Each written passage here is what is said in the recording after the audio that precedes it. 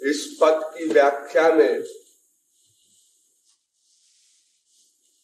अब तक वो उलझन नहीं सुलझ सकी कि संसार संबंधी कामनाओं का परित्याग करके उपासना करना है अथवा उपासना करने से ही संसारिक कामनाओं का अत्यंताभाव होगा। आज उसको सुलझाना है।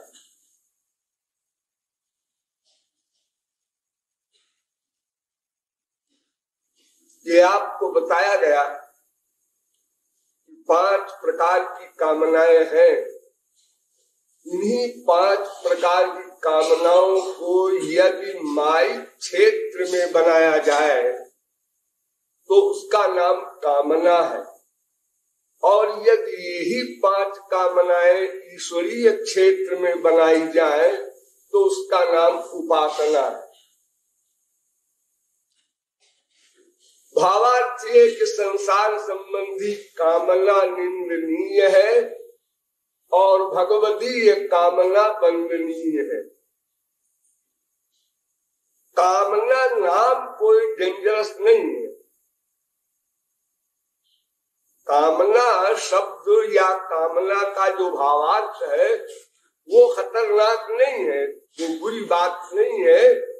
कामना बनाना चाहिए, बनाना पड़ेगा। बिना कामना बनाए कोई विश्व में एक क्षण भी जीवित नहीं रह सकता। और उसका रीजन ये है कि अनादिकाल से जीव माया के अंडर में है। मायाधीन होने के कारण अपने स्वरूप को भूल गया है। मैं आत्मा हूँ और मैं भगवान का दास हूँ। यह जो हमारा ओरिजिनल रूप है, वास्तविक रूप है, उसको हम भूल गए। एक दिन भूल गए ऐसा नहीं, अनादिकाल से भूले हुए अपने को देह मान लिया। जब देह मान लिया तो मैं गलत हो गया। मैं आत्मा हूं, यह सिद्धांत भूल जाने के कारण मैं देह हूं, यह मान लिया गया। और जब देह मान लिया तो फिर देह के नातेदारों को अपना मान लिया और देह इंद्रिय के विषयों में आनंद प्राप्ति की कामना बना ली। एक एक शब्द पर ध्यान दीजिए। तो मेन मिस्टेक हमारी ये है कि हमने अपने आप को भुला दिया। मैं स्पिरिचुअल तत्व हूँ, आध्यात्मिक तत्व हूँ, दिव्य तत्व हूँ, भगवान का अंश हूँ, उनका दास हूँ। यह बात आप सब लोग समय समय पर जानते मानते हैं। किसी के मरने पर आप लोग बोलते हैं आज रमेश शाम को 6 बजे संसार से चला गया। चलो उसकी मिट्टी में जाना है, उसका अंतिम दर्शन कर लो। इन सब शब्दों के बोलने का अभिप्राय क्या होता है? आप सब लोग बोलते हैं वो चला गया। कौन चला गया? जो चला गया उसको आप जानते हैं? हाँ हाँ। और जो लेटा है वो कौन है? अरे वो तो शव है। उसका शव है, मिट्टी है, मिट्टी। इसी शब्द का प्रयोग करते हैं आप लोग, वेदों के शब्द का। ये पंचमहाभूत से शरीर बना है, इसमें पार्थो तत्व अधिक है, इसको मिट्टी कहा जाता है। और कृमि, बिट, भस्म, ये 3 परिणाम है शरीर का। नदी में छोड़ दिया तो किसी जीव ने खा लिया और ये शरीर उसका पाखाना बन गया। आग में जला दिया तो भस्म बन गया। और ऐसे ही जमीन में गाड़ दिया इस शरीर को तो कीड़ों ने खा डाला। तो कृमि, बिट, भस्म, ये त्रिपरिणामी शरीर है। तो आप लोग ये बोलते हैं जब वो चला गया तो किसको बोलते हैं? शरीर तो लेटा हुआ है। क्षिति जल पावक गगन समीरा पंच रचित यह अधम शरीरा सो तनु यह तव आगे सोवा और जीव नित्य फिर तुम के ही लगी रोवा। इसके लिए रो रहे हो? तुम तो इसको शरीर मानते थे अभी तक और उसी से प्यार करते थे। वो शरीर तो सामने लेटा है और जो इसके भीतर वास्तविक पर्सनैलिटी थी, जीवात्मा, उसकी तो मृत्यु वगैरह की कोई प्रॉब्लम नहीं। नैनम छिंदंत शस्त्राणि नैनम प्रातिपावका न चैनम क्लेदयन्ते आपो न शोषयति मारुता अच्छेद्यो मराज्यो मक्लेद्यो शोष्य एव च नित्यः सर्वगतस्थाणुरचलोऽयं सनातनः। ये तो सनातन तत्व है, नित्य तत्व है, अबध्य है, अकाट्य है। किसी भी प्रकार की कोई भी सामग्री ऐसी नहीं है जो जीवात्मा में जरा सा भी प्लस माइनस कर सके। तो आप लोग ये सब जानते मानते हैं फिर भूल जाते हैं। विचित्र बात है। फिर अपने को देह मान लेते हैं, देह में भी और आगे बढ़ गए। मैं मनुष्य हूं, मनुष्य में भी मैं पुरुष हूँ, मैं स्त्री हूँ, उसमें भी मैं बंगाली हूँ, पंजाबी हूँ, मद्रासी हूँ। कितनी उपाधियां खरीद ली आपने, बीमारी मोल ले ली, और उसी में क्रांति, अशांति रात विश्व में फैला। अगर हम अपने को जीव मान ले तो सारे विश्व का प्रपंच ही समाप्त हो जाए, झगड़ा समाप्त हो जाए। तो हमने अपने स्वरूप को भुला दिया। भुला देने के कारण अपना नेचर तो नहीं भुलाया, स्वरूप भुला दिया। ध्यान दीजिए, अपना नेचर, हम सत्य के अंश, चित्त के अंश, आनंद के अंश, सच्चिदानंद ब्रह्म श्री कृष्ण के अंश, ये हमारा नेचर। इसलिए सत्य का स्वभाव नित्य जीवन, चित्त का स्वभाव परिपूर्ण ज्ञान और आनंद का स्वभाव परमानंद, ये हमारी कामनाएं तीनों शाश्वत है, सनातन है। अपने स्वरूप को भुला देने पर भी हमारे ये तीनों स्वभाव हम नहीं भुला सके। हम मरना नहीं चाहते, क्यों? जब हम शरीर है, अपने को मानते हैं, तो मरने में क्या बात है, क्या परेशानी है? घबराते क्यों है आप मरने से? अरे नहीं नहीं, घोर कष्ट सहेगा वो बीमार बूढ़ा, लेकिन मरना नहीं चाहे। तुम शरीर हो तो तुमको पता है, वो तो शरीर का अर्थ ही है शीर्जते इति शरीरम, ये तो शीर्ण स्वभाव वाला है ही, और वो मैं नहीं जानता क्या स्वभाव है और क्या है। अरे देख नहीं रहे हो, सब मर रहे हैं, हाँ देख भी रहे हैं, लेकिन अपना स्वभाव हमको जबरदस्ती प्रेरित कर रहा है कि तुम मरना नहीं।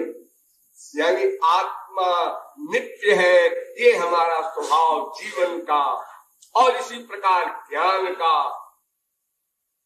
जब हम संसार में आए माँ के पेट से, तो कुछ बातें संस्कार बस जानते थे, जैसे रोना, हंसना, माँ के स्तन में से दूध निकाल लेना, एक कला। ऐसी कुछ बातें तो हम संस्कार से जानते थे, हमको ट्रेनिंग नहीं दी गई, हम पैदा होते ही रोने लगे। ये रोना किसने सिखाया? किसी ने नहीं सिखाया। माँ के पेट से बाहर आते ही क्या करने लगा। हंसना भी किसी ने नहीं सिखाया, वो भी करने लगा। डरना भी किसी ने नहीं सिखाया, वो भी करने लगा। लेकिन और सब बातें और सब नॉलेज के लिए हमने बहुत प्रयत्न किया।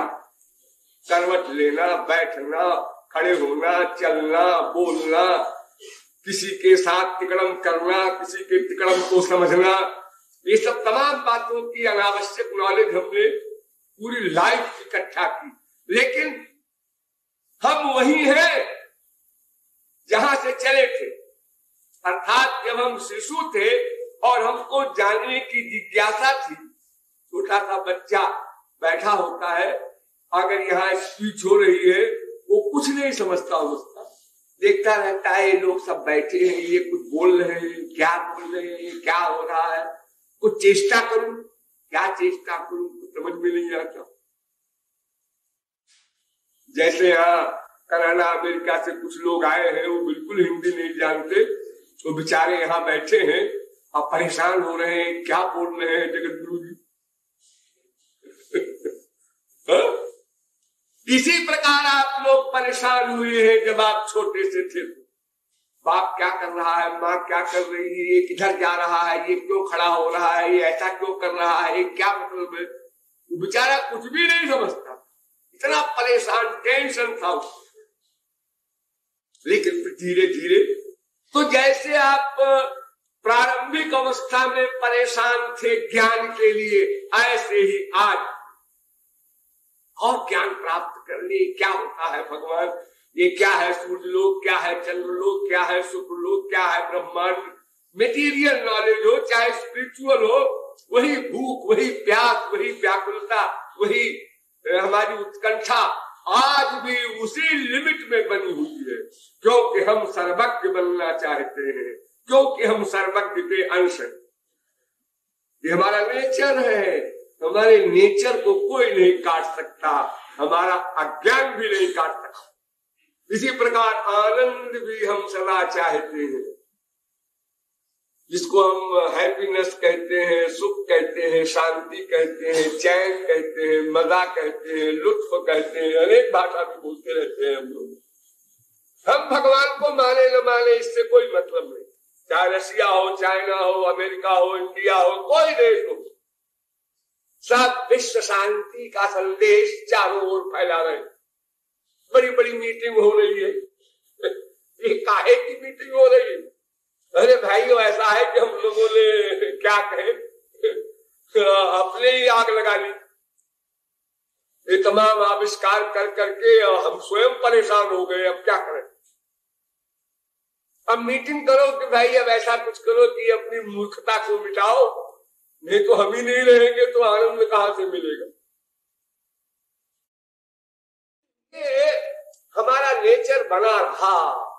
इसी नेचर के पाने के लिए, इसी जीवन ज्ञान आनंद के पाने के लिए, या संक्षेप में कह दो केवल आनंद पाने के लिए हम कामनाएं बनाते हैं, बनाएंगे, बनाना पड़ेगा। अब क्या कामना बनाएंगे? अगर अपने को आत्मा मान लेंगे तो परमात्मा की कामना बनाएंगे, अगर अपने को शरीर मान लेंगे तो शरीर संबंधी सुखों की कामना बनाएंगे। बड़ी सीधी सीधी बात तो है, गधा भी समझ। तो हमारी जो प्रमुख प्रारंभिक भूल है वो है अपने स्वरूप को भुला देना। विपर्ययो स्मृति ही, भागवत, अस्मृति हो गई, स्मृति भूल गई, अस्मृति हो गई, अपना स्वरूप भूल गया, मायावश। तो अब आप समझ गए कि कामनाएं ऐसी नहीं है। हमारे देश में बहुत से बाबा लोग विचित्र ढंग के हैं, वो साइन कराते हैं रजिस्टर पर, साइन करो और इसमें लिखो कि हमने काम छोड़ा, क्रोध छोड़ा, लोभ छोड़ा, मोह छोड़ा, एक चीज छोड़ो गुरु जी के पास। उसको क्या लगता है, उसने भी साइन कर दिया, जाओ क्रोध छोड़ा। कई लोग कहते हैं कि हमको कामना तो नहीं है, क्रोध आता है, हमको क्रोध तो नहीं है लेकिन लोभ आता है, हमको तो लोभ नहीं है, ईर्ष्या होती है। ऐसा नहीं है, याद रखिए, इन सारे दोषों का परस्पर कनेक्शन है, संबंध है। ये जाएंगे तो सब जाएंगे और नहीं जाएगा तो एक भी नहीं जाएगा। ऐसा नहीं है कि हाँ साहब क्रोध चला गया लेकिन कामना है, कामना चली गई लेकिन लोभ है, ऐसा तो नहीं होता। मैंने आपको बताया है, भूलेंगे नहीं। हम जिस वस्तु में बार बार आनंद मानते हैं उसमें अटैचमेंट होता है, उसी की कामना पैदा होती है, कामना की पूर्ति में लोभ पैदा होता है, कामना की अपूर्ति में क्रोध पैदा होता है, उसके बाद फिर और उसकी तमाम संतान है। खास ये तीन है, काम क्रोधस तथा लोभस, तस्मात् एतत्त्रयम् त्यजेत्। भगवान ने अर्जुन से कहा तुम इन तीन को छोड़ दो, बस काम बन जाएगा और बाकी 4, 5, 6 वगैरह अपने आप भाग जाएंगे, ईर्ष्या द्वेष पाखंड वगैरह जो कुछ। और बाद में श्री कृष्ण ने कहा कि अरे नहीं, ये तीन की भी चक्कर में न पड़ो, फिर कामात् संजायते क्रोधः। ये क्रोध लोभ जो कुछ पैदा होता है कामना से ही पैदा होता है, बस कामना छोड़ दो। लेकिन मैं आपको और पीछे ले जा रहा हूं, कामना छोड़िए, ये तब छूटेगी जब आसक्ति छूटे। आसक्ति तब छूटेगी जब संसार में सुख मानना बंद करोगे, और संसार में सुख मानना तब बंद करोगे जब अपने स्वरूप को जानो। यहां से चलो, अपने स्वरूप को समझो तो अपने को देह मानना बंद, और जब अपने को देह नहीं माना तो देह इंद्रिय के विषयों में आनंद की रिसर्च बंद। ये रिसर्च ही गलत हो रही है।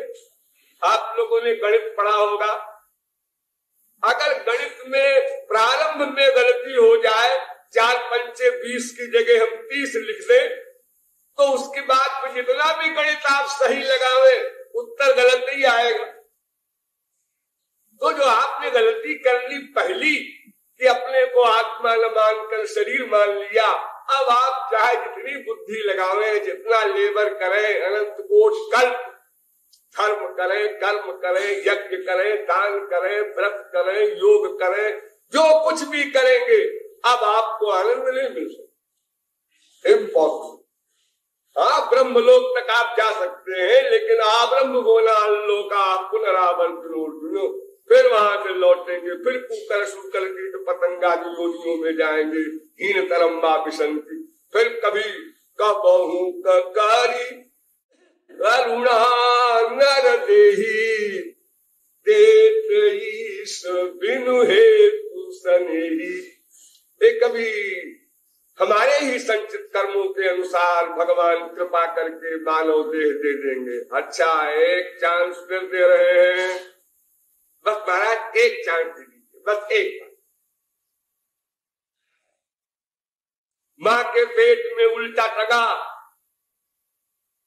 दुखी हुआ, आप लोग कल्पना नहीं कर सकते उस दुख। ये चैतन्य है, इसमें अंतःकरण है, फीलिंग है। आपको शीर्षासन करने को कहा जाए तो 5 मिनट में आप परेशान हो जाते हैं, पैर ऊपर सिर नीचे। और आप कितने दिन तक माँ के पेट में सिर नीचे पैर ऊपर पड़े रहे, कितना कष्ट हुआ होगा उस कोमल शरीर में। लेकिन आप पिछला कष्ट आगे चलकर भूल जाते हैं, पिछली फीलिंग आपको आगे नहीं रह सकती। ये जो आप लोग बोलते हैं वो हमको ऐसा हुआ, ऐसा कान में दर्द हुआ, आंख में दर्द हुआ, खोपड़ी में हुआ, मुझे अभी तक याद है। अरे कुछ नहीं याद है। अगर पिछला सुख हम भविष्य में रियलाइज कर सके तो बड़ा काम बन जाए हमारा।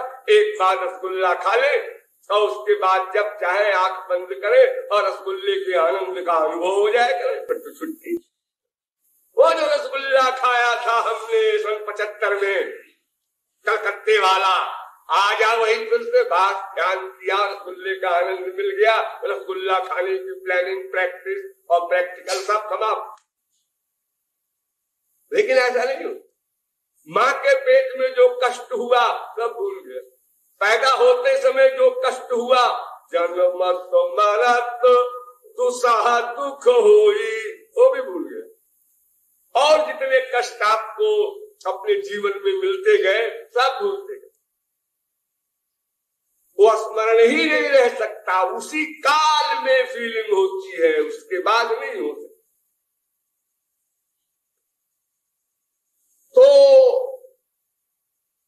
ये हमारी मान्यता केवल अपने आप को शरीर न मानना, वास्तविक स्वरूप मानना, यही गलती ठीक करना है। इसी का चिंतन जितने बार करोगे, ध्यान दो, जितने बार ये चिंतन करोगे, मैं शरीर नहीं, मैं शरीर नहीं, मैं मन नहीं, मैं बुद्धि नहीं, मैं आत्मा हूं, मैं आत्मा हूं, इसका रिवीजन होना चाहिए। चिंतन का रिवीजन, लिंक बन जाए लगातार। बस इसका जितना रियलाइजेशन पक्का होगा, दृढ़ होगा, फेथ होगा, चिंतन के द्वारा होगा। ध्यान दीजिए, अगर आप 24 घंटे में एक बार चिंतन करते हैं मैं देह नहीं हूं, मैं आत्मा हूं, तो उसका प्रभाव क्या कितना होगा? 2 बार करेंगे और होगा, 100 बार करेंगे और होगा, निरंतर करेंगे, काम बन जाएगा। और केवल केयर पर है, परवाह करना। एक लड़की जा रही है, एक लड़का जा रहा है। लड़की बड़ी सुंदर थी, लड़के ने लड़की की ओर देखा और लड़की ने अपनी चप्पल की ओर देखा। लेकिन अगले ही दिन लड़की को मालूम पड़ा कि मेरी वहां सगाई हो गई, पक्का ब्याह होने जा रहा है, पिताजी ने बता दिया। अब लड़की उस लड़के को देखने को परेशान है। वही लड़का, वही लड़की, वही आंख, वही मन, ये क्या हो गया? केवल ये फीलिंग, ये मेरा है, अब ये मेरा है, अब ये मेरा स्वार्थ इससे सिद्ध होगा। एक नेचर का नियम है, जाते कछु निज स्वार्थ होई, तापर ममता करे सब कोई। अकाट्य ये सब आप लोगों का प्रैक्टिकल एक्सपीरियंस है, डेली का। इसमें शास्त्र वेद की आवश्यकता नहीं है। अपने सगे माँ बाप, बेटा बीवी, पति में दिन में 10 बार जब आपको एक फेत होता है ये इससे हमारा स्वार्थ सिद्ध होगा, तो आप सरेंडर कर देते हैं, सिर झुका लेते हैं, आंखों में नम्रता, दीनता, वो कृपणता सब भर जाती है। और जिस क्षण में आपको ये फीलिंग होती है अरे कुछ नहीं, सब बेकार है, उस समय आप न्यूट्रल हो जाते हैं। और जिस समय ये फीलिंग होती है किससे हमारे स्वार्थ की हानि हो रही है, उस समय फिर आपकी आंखें फिर जाती है। ये 3 स्थितियां आपके दिन में दसियों बार होती है अपने परिवार में, जिनको आपने अनादिकाल से अब तक अपना माना। तो सीधी सी बात है, अगर हम अपने को आत्मा मान ले तो आत्मा का सुख परमात्मा में ही है, होगा, वहां ही लगा दीजिए, क्योंकि वो दिव्य है और संसार मटेरियल है, शरीर मटेरियल है। तो मटेरियल शरीर का सब्जेक्ट मटेरियल जगत और स्पिरिचुअल आत्मा का सब्जेक्ट भगवान। सीधा सीधा गणित है। देखो आंख भी मटेरियल है, प्राकृत है, माया की बनी है, पंच महाभूत की बनी है। कान भी पंच महाभूत के बने, फिर भी आंख का विषय कान नहीं ग्रहण कर सकता। आप कान से नहीं देख सकते, आंख से नहीं सुन सकते। कोई साइंस नहीं दुनिया में आज तक ऐसी बनी और न बनेगी। कान में यंत्र लगा करके आप आवाज को तेज कर सकते हैं, लेकिन आंख में यंत्र लगा करके सुन नहीं सकते। देखिए दोनों पंच महाभूत की है और पंच महाभूत का ही सामान देखना है, फिर क्या बात है कान से दिखाई नहीं पड़ता। तो विचित्र बात है। दोनों पंच महाभूत के एक ही शरीर के दोनों अंग है। फिर आत्मा तो दिव्य तत्व है, उसका सब्जेक्ट संसार कैसे होगा? कैसे तुम सोचते हो कि इतना बड़ा संसार मिल जाए तो आनंद ही आनंद है?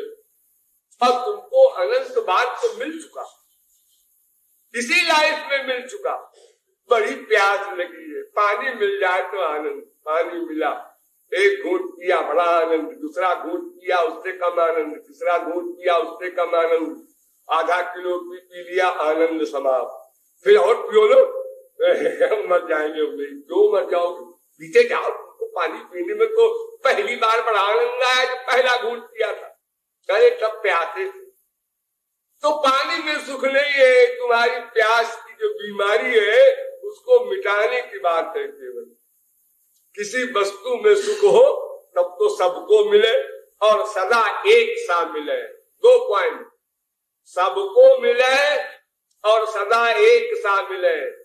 अगर शराब में सुख है तो सबको मिले और सदा एक रस मिले। ऐसा नहीं कि पहले अधिक फिर कम फिर कम फिर कम फिर खत्म, ऐसा नहीं। उसी लड़की से ब्याह करने के लिए लड़का जान देने जा रहा था और ब्याह होने के बाद 1-2 साल भी नहीं बीता कि सोचने लगा ये लड़की तो ठीक नहीं है, मेरी तो लाइफ खराब गई। पहले तो वो तुम्हारी लाइफ बन गई थी, अब वो उल्टा हो गया, सब तुम्हारी लाइफ खराब हो गई। जो सब ऐसे ही भ्रम है, कुछ समझ में नहीं आता। अरे समझ में क्या आएगा, तुम आत्मा हो, तुम्हारा सब्जेक्ट यहाँ है ही नहीं है, तुम जबरदस्ती देते हो। डॉक्टर ने कहा तुम डायबिटीज के मरीज हो, मिठाई मत खाना।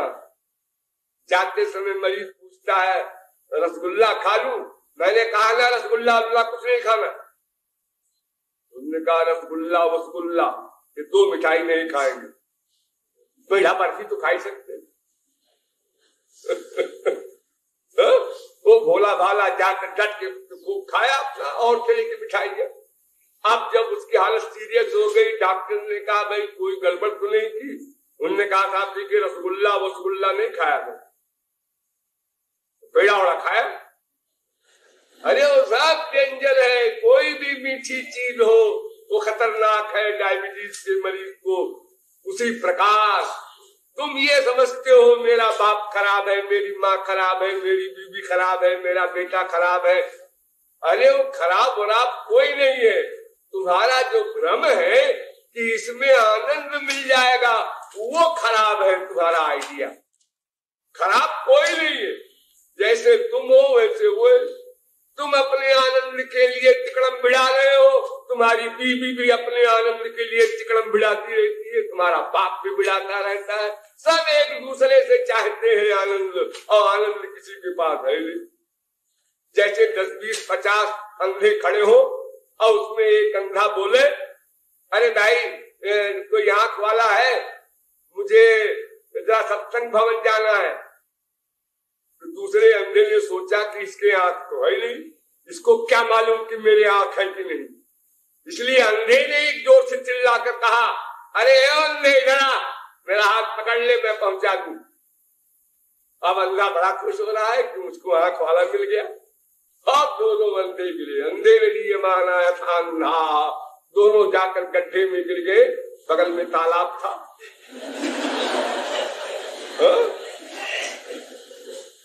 अरे भाई संसार में देखो, आपको पैसा चाहिए तो पैसे वाले के पास जाओ, आपको विद्या चाहिए विद्या वाले के पास जाओ, आपको जो चीज चाहिए उस चीज के धनी के पास जाओ। जाते हो, इतना समझते हो? तो आपको प्रेम चाहिए, आनंद चाहिए, तो जिसके पास आनंद हो उसके पास जाओ। जो स्वयं भिखमंगा है वो बड़ी कृपा भी करेगा तो क्या करेगा, जो है ले लो, जो है ले लो। अरे जो है ले लो नहीं, हमको 1 लाख रुपया चाहिए। 1 लाख? अरे हमारे पास साहब 1 रुपया भी नहीं है। मैं नहीं सुनना चाहता, नहीं सुनना चाहते मत सुनो, मैं क्या करूं, जब मेरे पास है ही नहीं तो मैं कहां से दूंगा। ऐसे ही हम बीवी से आनंद चाहते हैं, बीवी हमसे चाहती है, बेटा बाप से चाहता है, बाप बेटा से चाहता है, और सब फकीरे चल, किसी के पास कुछ नहीं देने के लिए। वो उससे चाहता है, वो उससे चाहता है। यही भ्रम अनादिकाल से चला जा रहा है लगातार। अनंत संत मिले, अनंत उपदेश सुने, और सुन करके फिर हम एकांत में जाकर, लेकिन ऐसा है कि मैं हूं तो शरीर ही, फिर वही आ गया घूम कर, क्योंकि उसका चिंतन कमजोर है। श्रोतव्य मंतव्य, जो सही बात सुने उसका लगातार चिंतन करना चाहिए। चिंतन में सारी विशेषताएं हैं और किसी चीज में नहीं, चाहे संसारी सब्जेक्ट हो चाहे ईश्वरीय सब्जेक्ट हो। तो इसलिए संसार संबंधी कामनाओं का त्याग करके भगवान की उपासना होगी, ये भी सही।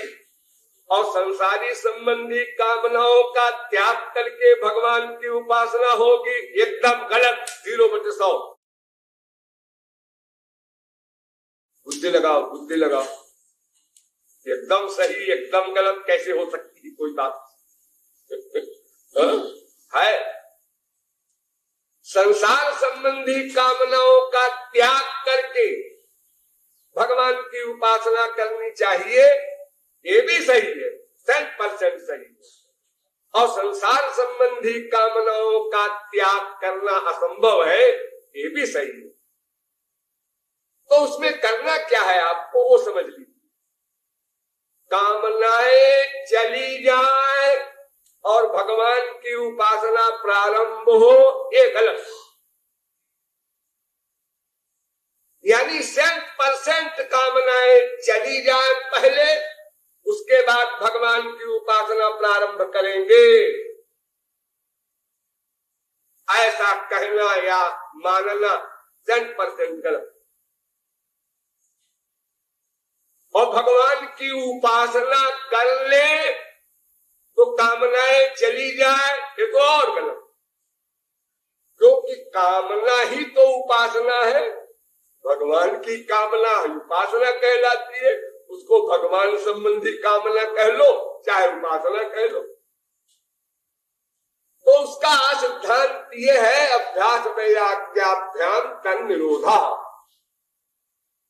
अभ्यास कौन्तेय वैराग्येन च गृह्यते। अर्जुन ने एक क्वेश्चन किया श्री कृष्ण से, महाराज आप तो बड़े आराम से कह देते हैं कि काम ईश्वर क्रोध ईश्वर दो गुण महासरो महापापमा विद्धेन में वैरिणम। मन को वश में कर ले अर्जुन, कैसे कर ले, कोई तौलिया है पकड़ ले। अरे ऐसा मन है कि चंचलम मना कृष्ण प्रमाथ बलवत् दृढ़म तस्याहं निग्रहं मन्ये वायुरिव सुदुष्करम्। इतना चंचल मन है कि विजित ऋषि कपायुभिरदान्त मनस्तुर्गम। भागवत कहती है, वेदस्तुति। अर्थात इंद्रियों पर विजय प्राप्त करने वाला भी मन पर विजय नहीं प्राप्त कर सकता किसी भी साधन से। और आप कहते हैं कर ले, जैसे आजकल के पॉलिटिशियन बोलते हैं सब लोग एक हो जाओ, सब लोग कलेक्टर वाले हो जाओ। अरे कैसे हो जाओ ये हम नहीं जानते, कैसे हो जाओ, बस हो जाओ सब लोग। ये पागलों तरीका प्रलाप है। सब बोले जा रहे हैं, प्राइम मिनिस्टर से लेकर एमएलए तक हो जाओ हो जाओ हो जाओ। और जो सुनते हैं वो भी कहते हैं, सुना आपने क्या, वो क्या कह रहे थे, सब एक हो जाओ। हाँ एक हो जाओ, बोले जाओ सब लोग एक हो जाओ। अब कैसे हो जाओ ये तो बताया नहीं किसी ने, कैसे हो जाओ कोई उपाय उसका बताना चाहिए ना। उपाय बेचारे क्या है मटीरियल सिद्धांत वालों के पास, उपाय कुछ नहीं है, बस ऐसे हो जाओ। तो केवल कहने मात्र से तो काम नहीं बनेगा, उसके रीजन जानना होगा, उस रीजन को ठीक करना होगा। तो कोई भी साधन हो, किसी भी साधन से मन आपका बस में नहीं हो सकता। टेम्परेरी रिलीफ मिल भी गया, ये योगादिक क्रियाएं हैं, बहुत सी चीजें ऐसी हैं। अरे डॉक्टरों की सुई भी एक चीज है, उन्होंने सुई लगा दिया, आप बेहोश हो गए, मन का वशीकरण है। लो काहे साधना करते हो, डॉक्टर साहब के पास चले जाओ, समाधि हो जाएगी, तो हम दे देंगे इंजेक्शन, बस हो गया। आपकी 4 घंटे की समाधि ले लो, 6 घंटे की ले लो, उतनी मात्रा में वो दवा आपके अंदर इंजेक्ट कर देंगे, हो गया बस। अब ऐसे ये भी करने की जरूरत नहीं, रोज आप गहरी नींद में सोते ही होंगे घंटे 2 घंटे, वो समाधि तो है, बस ठीक है। तो ये ऐसे नहीं काम बनेगा कि आप मन पर कंट्रोल कर लें। अर्जुन ने कहा महाराज इतना विकट मन है, तो भगवान ने एडमिट किया, असंशयम महाबाहो मनो दुर्निग्रहम चलम। अर्जुन तो ठीक कहता है, मैं एडमिट करता हूं तेरी बात, मन बड़ा चंचल है। असंशयम दुर्निग्रहम है अर्जुन, अनिग्रहम नहीं है। कठिनता से इसका निग्रह होता है, लेकिन निग्रह नहीं हो सकता, ऐसा नहीं। अर्जुन कहता है फिर गलत बोल गए श्री कृष्ण, है तो हमारे गुरु क्या कहें, ये कहते हैं दुर्निग्रह। अरे अगर दुर्निग्रह होता तो अनादिकाल से अब तक कंट्रोल में ना आता। ये तो अनिग्रहम है, इसका निग्रह हो ही नहीं सकता है। अरे जब वेद कह रहा है विजित ऋषि और वायु, प्राण वायु, अपान वायु, वायु पर भी, प्राणों पर भी कंट्रोल कर ले कोई, और इंद्रियों पर भी कंट्रोल कर ले। और एक जगह श्री कृष्ण ने ही कहा है विषया विनिवर्तन्ते निराहारस्य देहिनः रसबलजं रसोप्यस्य परं दृष्ट्वा निवर्तते। अर्जुन, इंद्रियों के विषयों पर तो कंट्रोल कोई कर सकता है, खाना पीना बंद कर दे कंट्रोल हो जाएगा, लेकिन मन पर नहीं होगा। यहाँ रस बलजम माने मन का जो विषय है उस पर कंट्रोल नहीं हो सकता। वो कैसे होगा? परं दृष्ट्वा निवर्तते। वो तो भगवान की साइड से जब बात बनेगी तभी बनेगी, अपनी साइड से नहीं बन सकती। इतनी बड़ी बात और सही बात कहा श्री कृष्ण ने। और यहाँ पट्टी पढ़ा रहे हैं कि दुर्निग्रहम, वो दुर्निग्रह उग्रह नहीं है। विश्वामित्र पराशर प्रभृतजो बाताम्बुपर्णाशना, बड़े बड़े योगींद्र मुनींद्र, जड़ भरत चली के परमहंस, देखो क्या उनका बुरा हाल हो गया। उनके मन ने अटैचमेंट कर लिया, हिरणी के बच्चे में आसक्ति हो गई, तो फिर साधारण जीव क्या दावा करे, इसकी क्या हैसियत। तो इसलिए भगवान कहते हैं अच्छा सुन, मैं दुर्निग्रह जो कह रहा हूं उसका अर्थ समझ, खोपड़ी मत लगा। अच्छा महाराज मैं खोपड़ी नहीं लगा रहा हूं, दुर्निग्रह माने क्या होते हैं बताइए। का अभ्यासेन तु कौन्तेय वैराग्येण च गृह्यते। दो साधना करनी होगी तुझको, खाली वैराग्य की साधना करने से काम नहीं बनेगा, और खाली अभ्यास तू कर नहीं सकता। बहुत ध्यान दीजिए यहीं पर। देखिए इस तौलिया को हम बांध दे कहीं पर, एक जगह बंध गया, अब इस तौलिया को हम दूसरी जगह ले जाना चाहते हैं, तो एक तो वैराग्य माने संसार से मन को हटा लेना। खाली सोचो हटा लिया हटा लिया हटा लिया, अरे हटा लिया तो कहां गया मन? मन तो एक क्षण भी अकर्मा रह नहीं सकता, हाँ नहीं रह सकता। तो फिर आपने संसार से हटाया तो कहां गया? तो कहां गया ये पता नहीं, पता कैसे नहीं? वो संसार में ही यहां से वहां चला गया होगा, वहां से वहां चला गया होगा, वहां से वहां चला गया होगा, है उसी एरिया में। क्योंकि एक क्षण को भी वो चुप नहीं बैठ सकता, उसको आप स्टैंडिंग में नहीं रख सकते। वैसे आप लोग बोलते हैं भोलेपन में हमारा मन तो भगवान में भी नहीं लगता, संसार में भी नहीं लगता, यानी उसको लाभ कर दिया है कहीं। ना खुदाही मिले, ना विशाले सनम, ना उधर के रहे ना इधर के रहे। मूर्खों ने ऐसे शेर बना दिए, अरे या तो उधर के रहोगे या तो इधर के रहोगे, दो में एक साइड में रहना पड़ेगा श्रीमान जी। दो ही तो एरिया है, एक ईश्वर का एक माया का, दोनों में नहीं हो तो फिर कहाँ हो? हो ही नहीं सकता। तुम्हारी रीडिंग वीक है, तुम समझ नहीं पा रहे हो, अपने मन को रीड नहीं कर पा रहे हो कि मन इस समय कहाँ है। जैसे ध्यान दीजिए, एक राजा को वैराग्य हुआ और जिस श्रृंगार में वो बैठा हुआ था, करोड़ों का मुकुट पहन करके और जिस जिस भेष में, वैसे ही चल पड़ा, हाय बजा सकता मुझे तो भगवान से मिलना।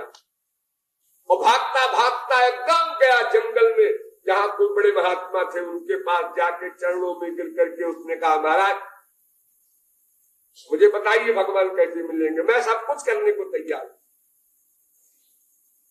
महात्मा जी ने देखा राजा को, उन्होंने कहा भाग जा, सब कुछ छोड़ के आ। ऐसे भगवान नहीं मिलते। अब राजा चुप बैठ गया कि सब कुछ तो छोड़ आए हम, ये गुरु जी कह रहे हैं सब कुछ छोड़ के आ। अरे हाँ, ये मुकुट करोड़ों का पहले है, ये श्रृंगार।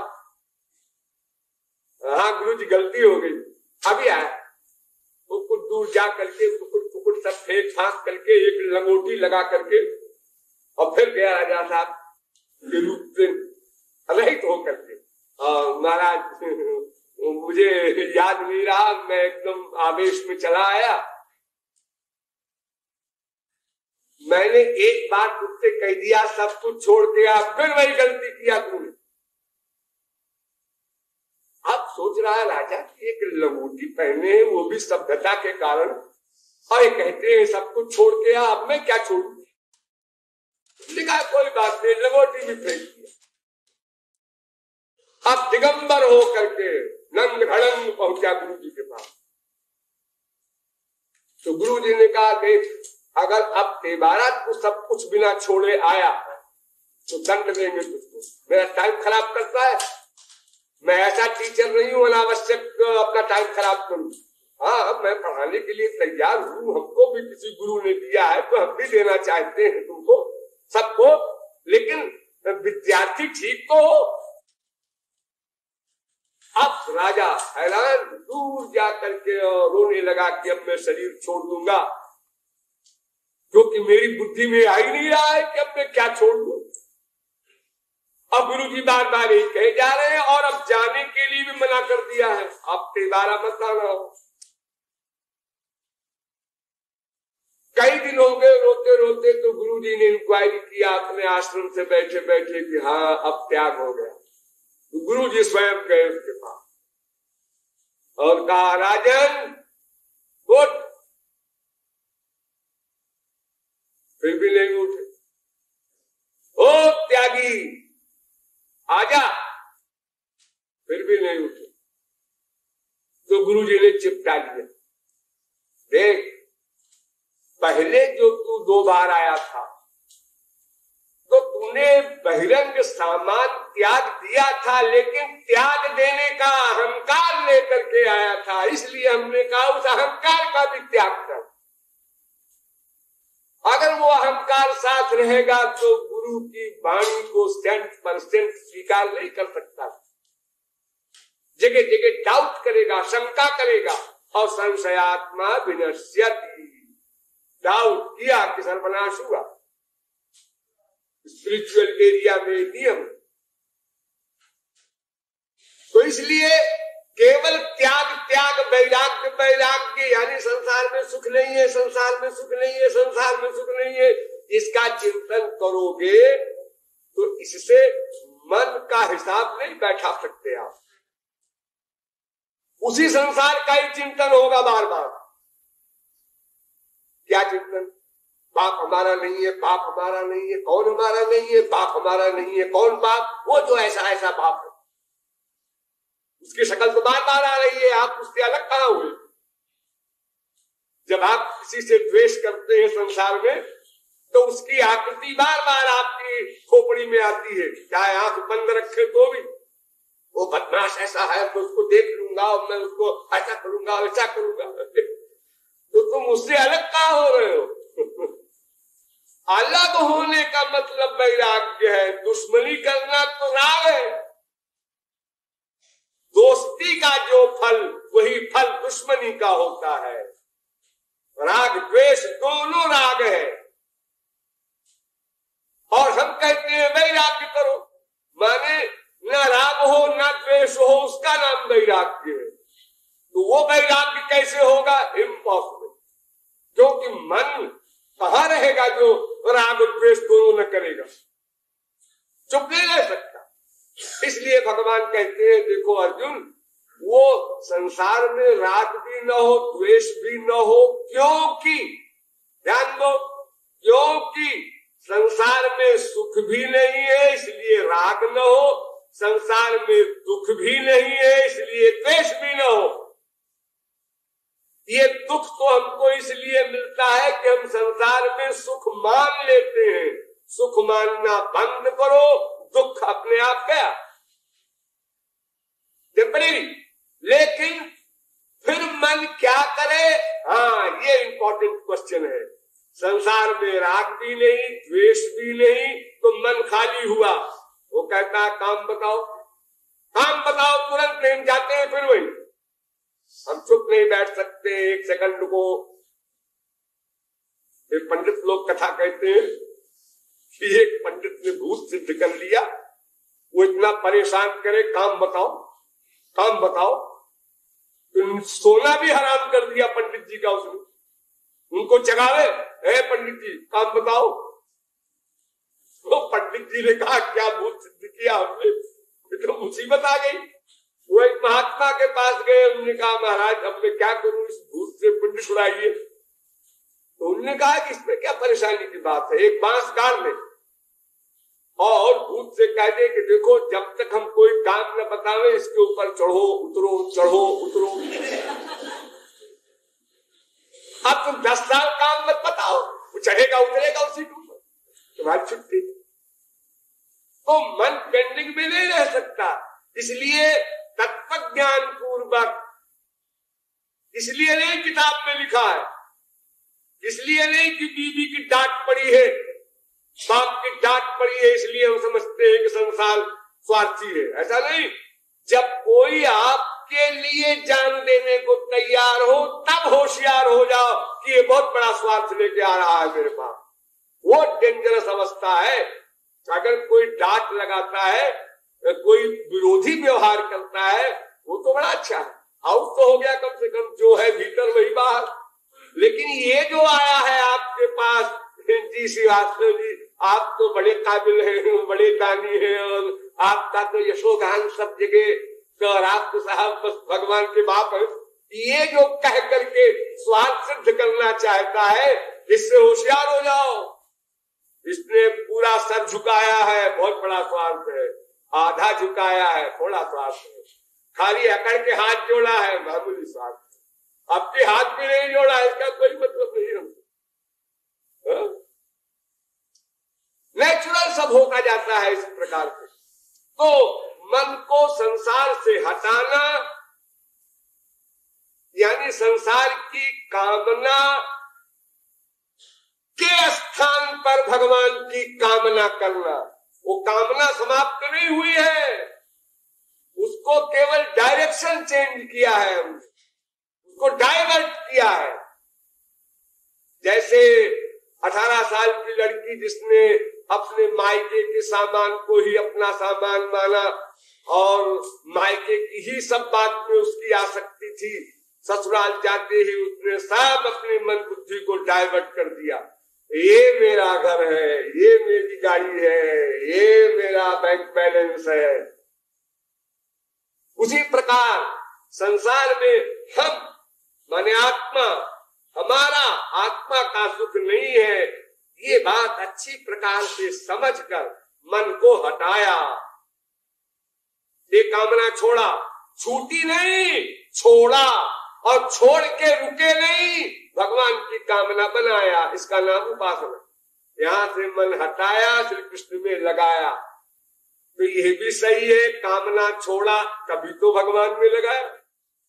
और ये भी सही है कि कामना छूटी नहीं, क्योंकि भगवान में लगाया तो 1 मिनट में ही फिर संसार में चला आया। उसका पुराना अभ्यास है, फिर वही आ गया मियां बीवी पे और बाप बेटे सबका चिंतन करने के लिए। तो फिर अभ्यास, हटाया फिर लगाया, फिर हटाया फिर लगाया, ये करना होगा। ये लड़ाई है, युद्ध है। हटाओ लगाओ, हटाओ लगाओ, घबराओ नहीं बीच में। 10 बार तो हटाया, 10 बार लगाया, फिर भी हट आता है। ऐसी बेगारी से क्या फायदा? अपने बस का नहीं, अपने बस का नहीं है तो क्या तुम्हारी भगवत प्राप्ति पड़ोसी करेगा? अरे किसी को भूख लगी है, कोई भिखारी बहुत भूखा है, तो भूखा भिखारी किसी से मांगता है, बाबूजी 1 पैसा, आगे जाओ आगे जाओ, बाबूजी 1 पैसा, आगे जाओ आगे जाओ। 2-2, 3-3 से मांगा, सब कहते हैं आगे जाओ, भाड़ में जाओ तुम लोग, हम किसी से नहीं मांगेंगे। अरे नहीं मांगोगे तो खाओगे क्या? मांगना पड़ेगा। डबल MA PhD करने के बाद भी और तुम जगह जगह घूम रहे हो, सर्विस मिले नहीं मिल रही है, 4 जगह से लौट आए, हाँ अपने कभी कहीं नहीं जाएंगे, नहीं जाओगे, जाना पड़ेगा। जब तक सर्विस नहीं मिलेगी इसी प्रकार जाना पड़ेगा। भले ही वहां साइन बोर्ड लगा हो नो वैकेंसी, वो पढ़ोगे, बर्दाश्त करोगे, फिर जाओगे। और फिर यहाँ तो तुम कुछ चल भी जाए, लेकिन आनंद प्राप्ति तो भगवान के सिवा कहीं मिलनी नहीं है। इसलिए आनंद की जो नेचुरल भूख है, उस भूख के कारण तुमको या तो 84 लाख में घूमा करो और या तो भगवान की शरण में जाओ, अन्यथा कोई गति नहीं।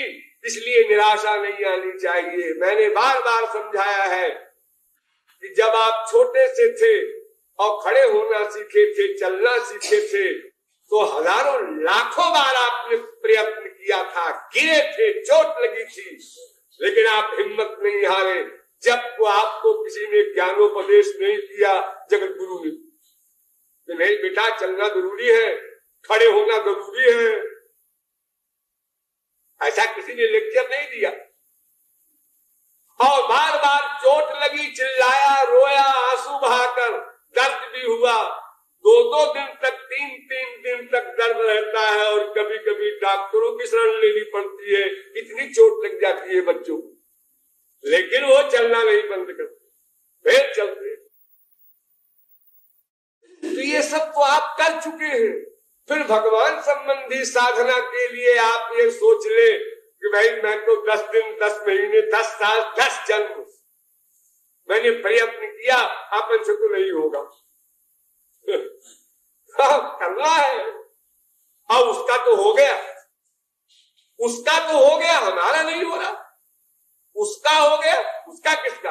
अरे वो हमारा पड़ोसी जो है, वो भी गया था गुरु जी के पास, उन्हीं दिन की दूरबीन के पास हम गए थे। अच्छा, उसका हो गया। अरे उसको तो बहुत आंसू आते हैं और सात्विक भाव का उद्रेक होने लगा और उसका तो संसार से वैराग्य भी हो गया। उसके ऊपर गुरु जी ने कृपा कर दी, हमारे ऊपर कृपा ही नहीं, सारी गलती गुरु जी की। फिर हमला हुआ गलत। यही हम लोग करते हैं, बड़े बड़े काबिल कहलाने वाले।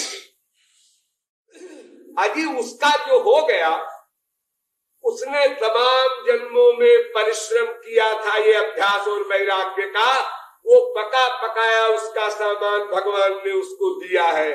उसने मेरठ से हाई स्कूल पास किया था पहले, इसलिए इलाहाबाद में इंटर में दाखिला हो गया उसका। और तुमने तो हाई स्कूल वगैरह कुछ किया नहीं है, ABCD शुरू करो, अब काका काका से शुरू करो, पढ़ना पड़ेगा, छुट्टी नहीं मिलेगी। इसलिए अपने से आगे वाले साधक को देखकर निराशा न लाओ, बल्कि उत्साह लाओ। आखिर ये भी तो हमारी तरह मनुष्य है, ये भगवान के लिए आंसू बहा सकता है, उनके लिए इतना टाइम निकाल सकता है, मैं क्यों नहीं कर सकता?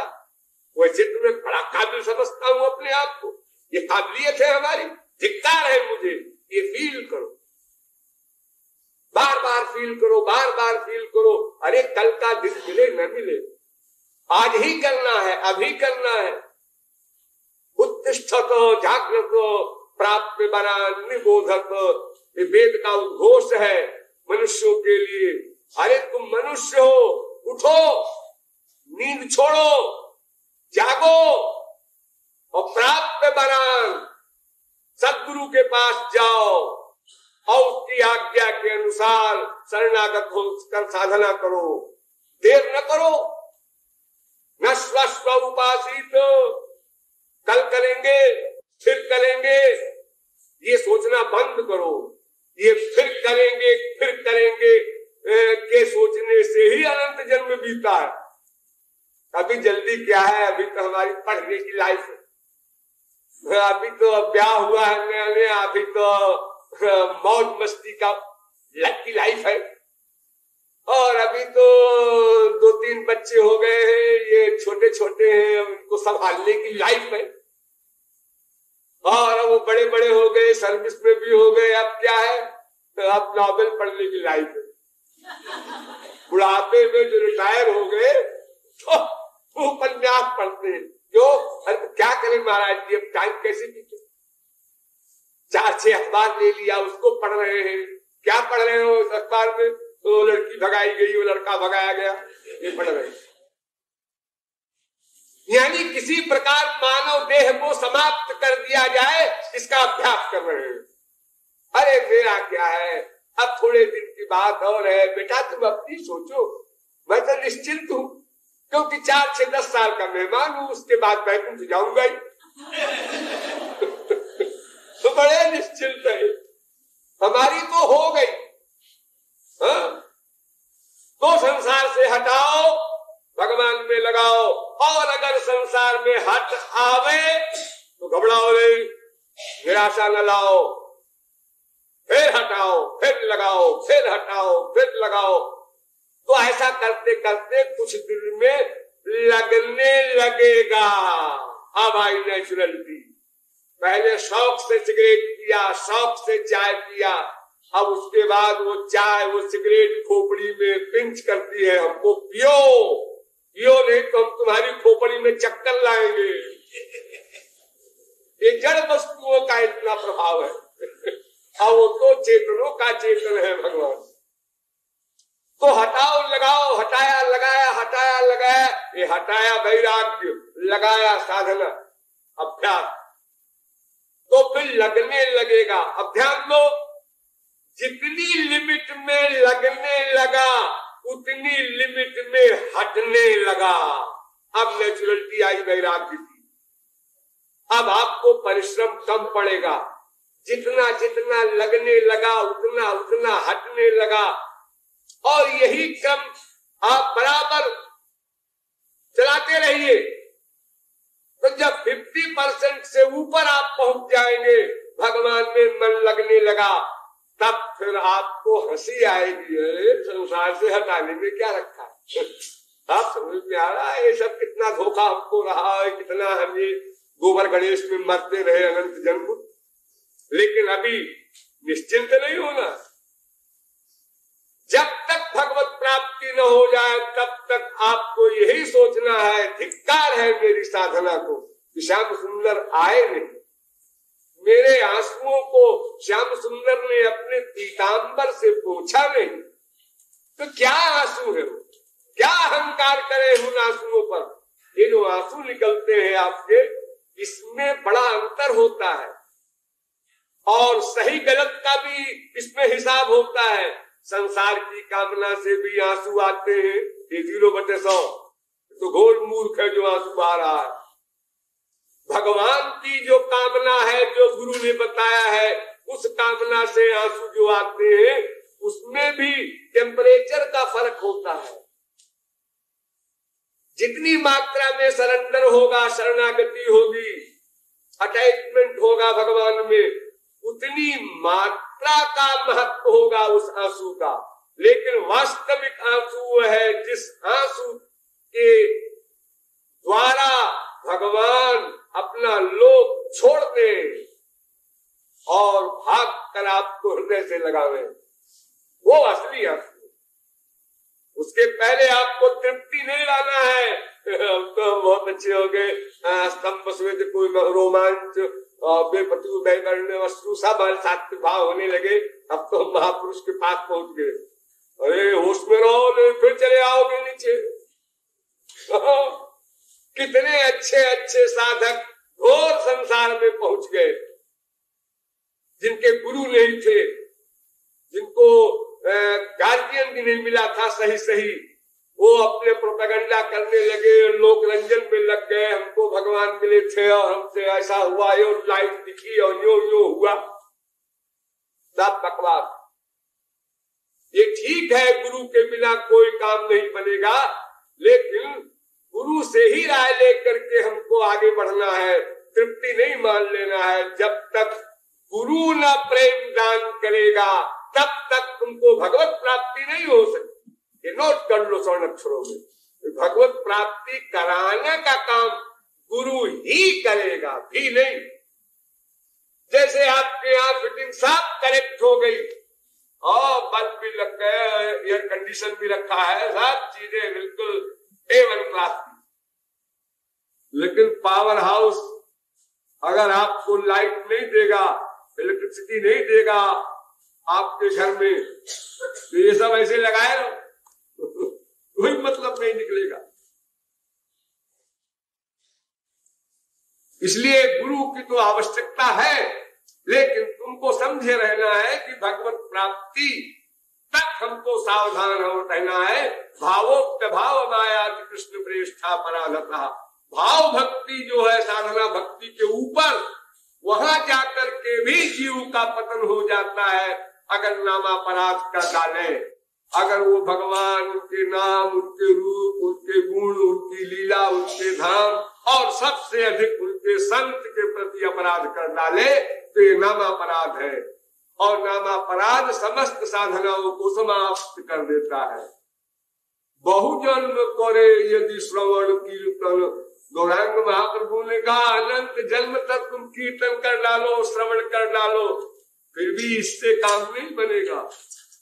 तुमको ध्यान रखना होगा गुरु की शरणागति का और साधना के सब नियमों का, उसके अनुसार चलना होगा। अपने हिसाब से चलना, यही तो किया अनादिकाल से, सर्वनाश हुआ। तो हटाया नंबर 1, लगाया नंबर 2, फिर हट आया, अभ्यास के कारण फिर संसार में चला आया, लेकिन घबराया नहीं, फिर हटाया, फिर लगाया। ये हटाते लगाते जब लगने लगेगा और लगते लगते जब मां में कम शरणम ब्रजो 100% जब लग जाएगा, यानी अंतःकरण शुद्ध हो जाएगा, अर्थात श्याम सुंदर से मिले बिना रहा न जाएगा, एक क्षण जुग के समान बीतेगा। जब इतनी परम व्याकुलता आपके अंतःकरण में भर जाएगी, तब गुरु कृपा से वो दिव्य प्रेम मिलेगा। अब कामनाएं गई, ध्यान दो, अब कामनाएं गई माने फिर नहीं आएंगी, यानी अब माया गई इसलिए कामना गई। माया गई का मतलब कामना गई, सदा को गई। अब कामना आपकी रहेगी। सत्यं ज्ञानमनंतं ब्रह्म यो वेद निहितं गुहायां सोष्टुते सर्वान् कामान् सह ब्रह्मणा विपश्चिता। अब भी कामना है, भगवत प्राप्ति हो गई, हाँ, भगवान के लोक में चले गए, हाँ, अब भी कामना है, आज ही कामना तो रहेगी। अब कामना है भगवान की सेवा करने की। अब वो सब स्पिरिचुअल मामला है, वहां भी काम है, क्रोध है, लोभ है, मोह है, सब है अब गोलोक में, लेकिन वो सब योग माया के है, माया के नहीं है। योग माया भगवान की पर्सनल पावर है। तो दिव्य काम, दिव्य क्रोध, दिव्य लोभ, दिव्य मोह, ये आप लोग जो रोज सुनते हैं ना, किशोरी जी ने मान कर लिया माने क्रोध आया। अब किशोरी जी ने कहा ठाकुर जी तुम कहाँ थे रात भर, ये ईर्ष्या आई। देखो मामूली आदमी में भी इतनी ईर्ष्या नहीं होती, ये राधा कृष्ण में कैसे हो रही है। ये योग माया का वो अलौकिक वैलक्षण्य है, वो तुम्हारे गोबर गणेश जगत का नहीं है। हाँ, नहीं कहीं रसिकों की वाणी पढ़ करके कहो जैसे हम लोग करते हैं ऐसे वहां भी होता है, तो क्या करना है वहां जाके, अपना यही संसार अच्छा है। हाँ, तो कामनाएं तब गई जब भगवत प्राप्ति हुई, लेकिन उसके पहले उनको त्यागना है। त्यागना अलग बात और चली जाना कामनाओं का अलग बात। किसी का मर्डर करना ये अलग बात, और किसी से किसी का मर्डर हो जाना ये अलग बात। अगर एक्सीडेंट होता है, आप कार चला रहे हैं, आपकी ब्रेक भी ठीक है, स्टीयरिंग भी ठीक है, इंजन भी ठीक है, स्पीड भी ठीक है, साइड भी ठीक है, और फिर भी कोई आके हाथ हमका आपकी गाड़ी के आगे और मर गया, तो आपके मार डालने की मंशा नहीं थी, इसलिए आपको दंड नहीं मिलेगा। आपसे मर्डर हुआ, हाँ हुआ, आपने किया तो नहीं, अरे साहब मैं तो करता तो आप दंड के भागी नहीं है। उसी प्रकार त्याग करना कामनाओं का ये साधना है, और त्याग हो जाना ये सिद्धि है। भगवान में मन लगाना साधना है, भगवान में मन लग जाना सिद्धि है। सिद्धि की आशा पहले मत करो, संसार में भी पहले शादी करते हो, बाद में बच्चा मिलता है, पहले परीक्षा देते हो, फिर डिग्री मिलती है। ऐसा कहीं नहीं हुआ कि पहले फल मिल जाए बाद में साधना करो। तो ये सवाल जो करते हैं आप लोग किसी भी महात्मा के पास जाकर, और तो सब ठीक है महाराज जी, है कि भगवान में मन लगता नहीं, तो किस बेवकूफ ने कहा है कि भगवान में मन लगेगा? कहाँ लिखा? किस गधे ने तुमसे कह दिया कि भगवान में मन लगेगा? अरे लगेगा नहीं, लगाना होगा। लगना तो नेचुरलिटी है, अभी से लग जाएगा। लगाओ, हटाओ ये कामनाओं को छोड़ना, लगाओ ये भगवत कामना बनाना, ये हटाओ लगाओ से जब लगने लगेगा तो हटने लगेगा, और जब पूरा लग जाएगा तो पूरा हट जाएगा। उसी क्षण में गुरु कृपा से भगवत प्राप्ति होगी, वो दिव्य प्रेम मिलेगा और जीव सदा को मालामाल हो जाएगा। ये आशय है इस तक में। बोलिए वृंदावन बिहारी लाल की।